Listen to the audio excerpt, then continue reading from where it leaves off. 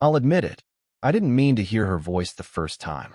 The walls in our building are thin, old brick converted into apartments with too much character and not enough insulation. You catch things you shouldn't. A laugh too loud. A cough in the night. Sometimes, like now, a voice telling me, "Don't knock on my door again." It was sharp, not cruel exactly, but the kind of voice that cuts the air clean. I froze in the hallway, pretending to fumble with my keys. Whoever she was talking to didn't answer, or maybe I just couldn't hear them. She lived 2 doors down. Older, mid-40s, maybe. I'd seen her in passing, carrying groceries, holding her hair back from the wind. Not the kind of woman you forget, though she carried herself like she wanted you to. She didn't linger in conversation with anyone, not even the nosy lady across the hall. Always polite, never open. That day, though, her door cracked open just as I turned the key to mine. "You," she said. I blinked. "Me?" She narrowed her eyes, then shook her head as if she'd mistaken me for someone else. "Never mind." And the door shut. It should have ended there. But things like this never do. I work nights at a repair shop. Cars, mostly, though lately half my shifts are fixing motorcycles for guys who just want their engines to growl louder than their mistakes. I like the quiet hours, grease under my nails, music too low to distract me. But every morning, when I came home, I'd find myself listening in the hallway longer than I should have, wondering if her door would open again. Sometimes it did. She'd leave for work around the time I got back. Always put together, hair pinned, coat neat. She smelled faintly of coffee and something sharper, like citrus rind. "Morning," I tried once. She gave me a look, not unkind, not dismissive, just measured, like she was weighing what it might cost her to say it back. She didn't. She only nodded and walked on. That should have been the end, too. But then came the bookstore. It was a Sunday, my one day off, and I was nursing bad coffee while flipping through a book I had no real intention of buying. She walked in like she owned the place, heels soft on the old wooden floor. She didn't see me at first. She went straight to a shelf near the back and pulled a paperback down with the kind of ease that said she'd been here before. I don't know why I followed. Maybe I was curious. Maybe I wanted to see if she looked different outside our hallway. She didn't, still layered, still self-contained. But when she turned and saw me standing a little too close, something flickered across her face. Not annoyance. Not recognition either. Something in between. "You again," she said. I laughed, awkward. "Yeah, me." There was a pause. She held the book against her chest like a shield. "Don't knock on my door again," she said, low, almost like it wasn't for me. And before I could stop myself, I replied, soft, nearly under my breath, "Then leave it open for me." Her eyes lingered a second too long.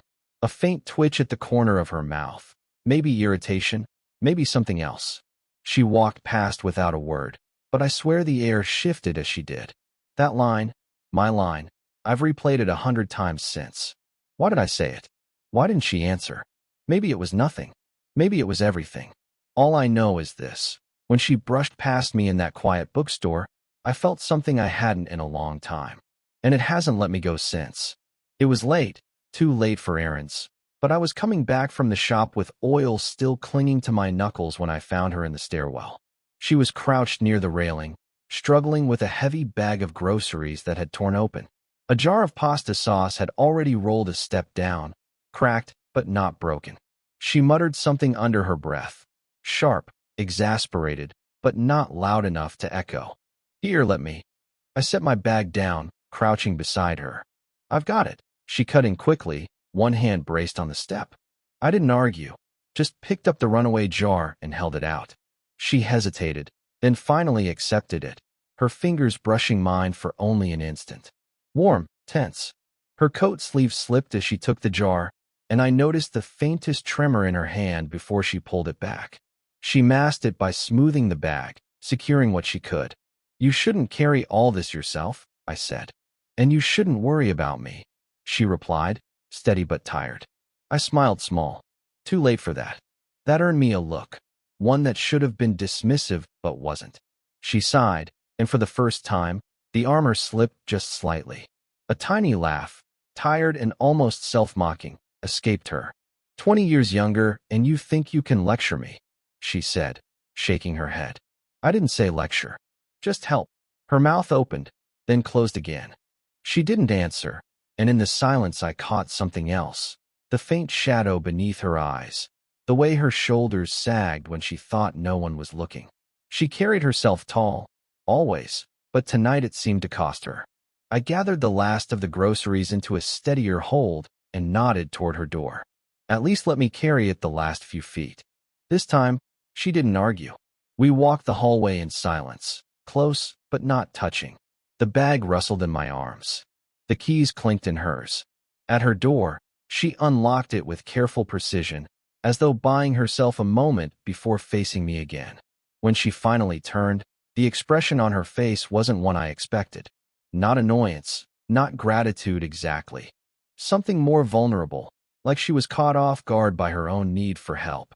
"Thank you," she said, softer than before. I nodded, setting the bag just inside. "Anytime."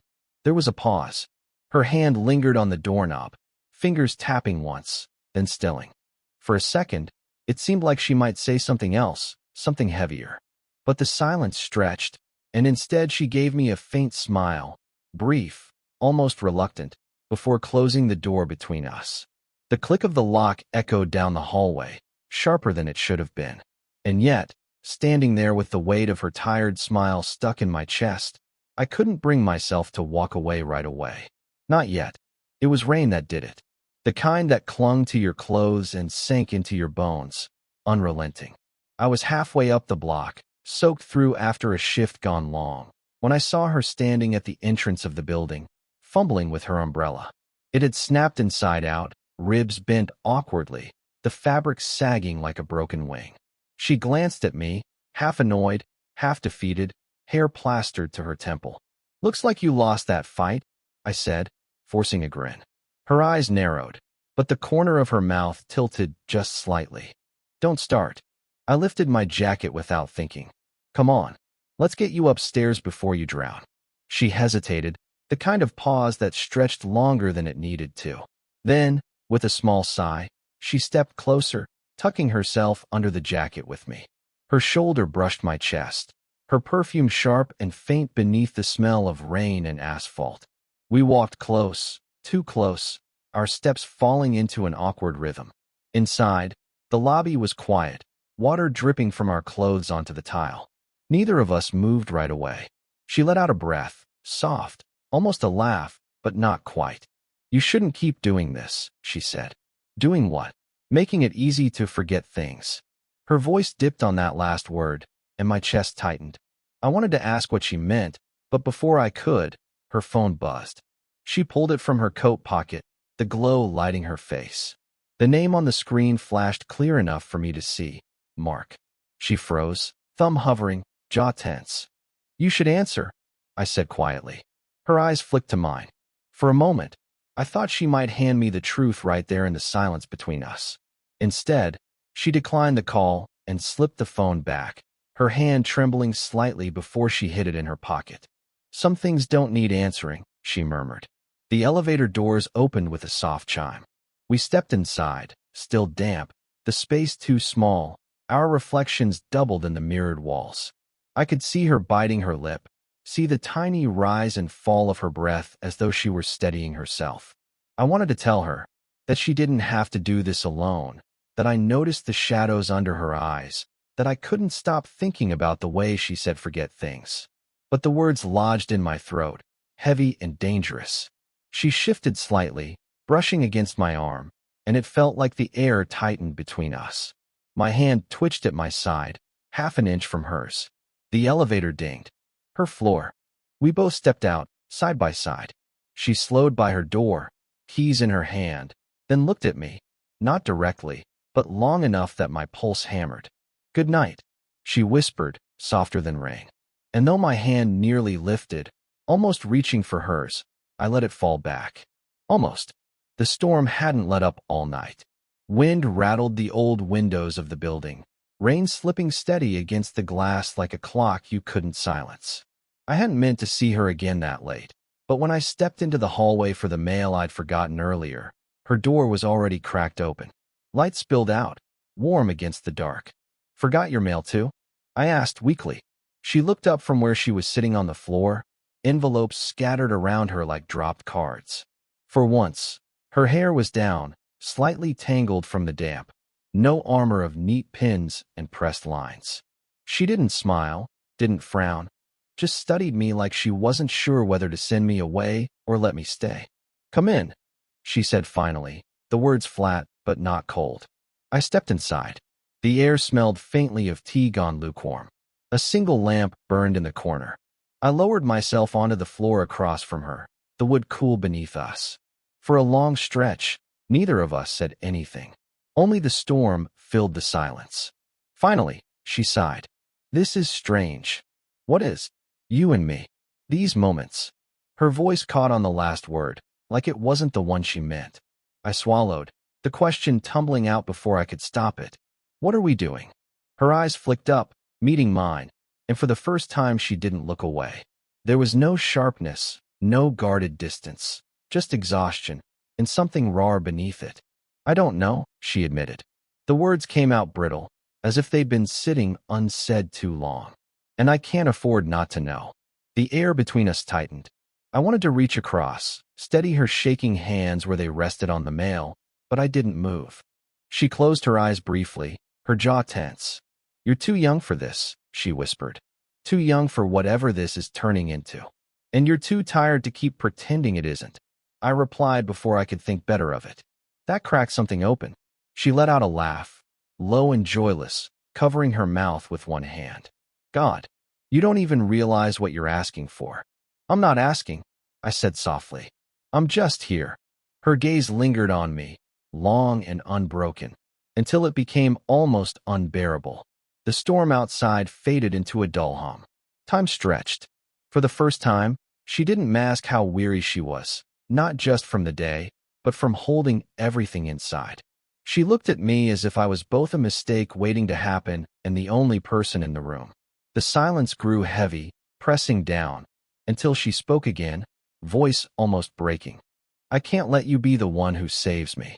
And with that, she turned away, her shoulders drawn tight, leaving me with words that felt heavier than any touch. The next morning, I found an envelope on the floor just outside my apartment. No name on it, no return address. I almost left it there, assuming it belonged to someone else, until I noticed the handwriting, sharp, deliberate strokes I'd seen once before, scribbled across a grocery list when she dropped it in the stairwell. I picked it up, hesitated, then carried it to her door. I knocked once before realizing what I'd done. The door opened a moment later. She stood there in a plain sweater, no makeup, hair pulled back messily. She didn't look annoyed. She looked startled, almost fragile, as if she hadn't expected to face anyone yet. "This was outside," I said, holding out the envelope. Her eyes flicked down. For a heartbeat, she didn't move. Then she reached for it, her fingers brushing mine, lingering too long before she pulled it close. "Thank you." I nodded, but she didn't close the door. She just stood there, clutching the envelope like it might fall apart if she let go. Finally, she stepped back. "Do you want to come in?" Inside, the table was cluttered, tea mugs, opened books, a sweater draped over the chair. It felt lived in a way I hadn't seen before. She sat, turning the envelope over slowly, like she wasn't sure if she wanted me to watch or not. "It's from him," she said finally. I didn't have to ask who. The weight in her voice was enough. She opened it carefully, sliding the letter free. Her eyes skimmed the lines, then stopped. Her lips parted, but no words came. When she finally set it down, she didn't look at me right away. "He used to write me these every month," she whispered. "After he left, like it was easier to write than to face me." I stayed quiet. Her hand shook slightly as she tapped the page.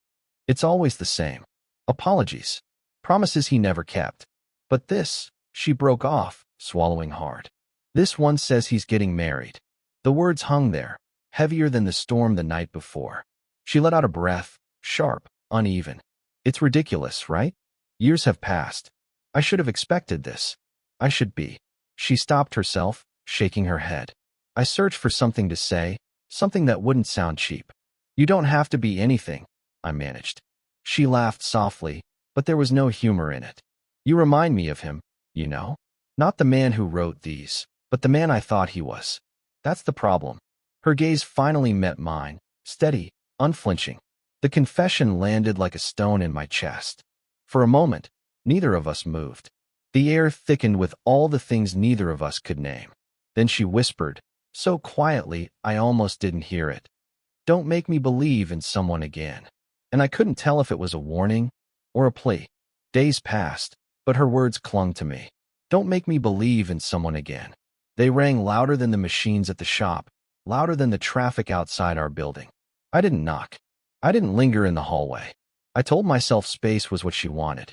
Then one night, the sound of her door opening cut through the silence of the corridor. I stepped out with my trash bag in hand, and there she was, not dressed for work, not composed, just herself. You've been avoiding me, she said. I froze. I thought that's what you wanted. Her eyes softened, tired but not sharp this time. She shook her head. If I wanted you gone, you'd know it. The hallway light flickered above us. For a moment, neither of us moved. Then she sighed, low, almost breaking, and whispered, Come in. Inside, the apartment was dim except for the soft glow of a lamp. She sat on the couch, hugging her knees loosely, and I lowered myself beside her, careful to keep space between us. The silence stretched, heavy but not suffocating. I was cruel, she said finally. With that letter. With everything. I keep drawing lines I don't know how to keep. You weren't cruel, I said. You were honest. She turned to me, studying my face as though searching for the part of me that reminded her of someone else. Then, slowly, she exhaled. You're not him. It wasn't a compliment, wasn't quite relief either, more like a truth she'd been afraid to admit. I didn't answer. My hands rested on my knees, fingers twitching against the fabric of my jeans. She noticed. Without speaking, she reached across the small gap and let her hand rest lightly over mine. Not pressing, not pulling, just there. The weight of it was enough to undo me. We sat like that, her hand steady on mine, the world narrowing to the sound of rain softening outside, the hum of the refrigerator, the uneven rhythm of our breaths. I don't want promises, she said after a while. Not anymore. You won't get any from me. I replied, my voice low, almost steady. She leaned back into the couch cushion, closing her eyes for a moment, as if the act of sharing this space with me was both a surrender and a relief. I watched the line of her shoulders ease, the way she finally let herself rest. I shifted closer, only an inch, enough that our arms touched now. She didn't pull away. She tilted her head, just slightly, so that her temple brushed against my shoulder. We stayed like that. No declarations, no perfect words, just two people who had stopped running from the weight of being seen. Her whisper came so quiet I barely caught it. Don't move. And I didn't. The night held us in that fragile stillness, final without needing to be finished. Looking back, it's hard to explain how it all happened without making it sound simpler than it was. It wasn't simple. Not the silences, not the pauses between words, not the way her door became both a boundary and an invitation. We didn't fall in love in the way movies tell it. No sudden rush, no grand confessions. It was quieter than that. Messier, human. I remember that night on her couch more clearly than any other. The way her temple rested against my shoulder, the way her hand stayed on mine like she was daring the world to argue with her choice. We didn't speak much after that. We didn't need to. Something unspoken had already shifted, not toward promises, but toward honesty. And that's what stayed. She didn't stop being guarded overnight. I didn't stop hesitating. But we began to meet somewhere in between, in the small moments. Carrying her groceries without asking. Her setting an extra mug of tea on the table even when she didn't say it was for me. Silence, not as distance, but as comfort. What surprised me most wasn't how she changed, it was how I did. I'd always thought love had to be loud to be real. That desire had to burn to prove itself. But with her, I learned that love could also be restraint. Patience, the steady choice to stay, even when leaving might have been easier. And her? She learned she didn't need saving. That letting someone in wasn't weakness. That even if the past had left her carrying letters she never asked for, the present could be something else. There were still complications.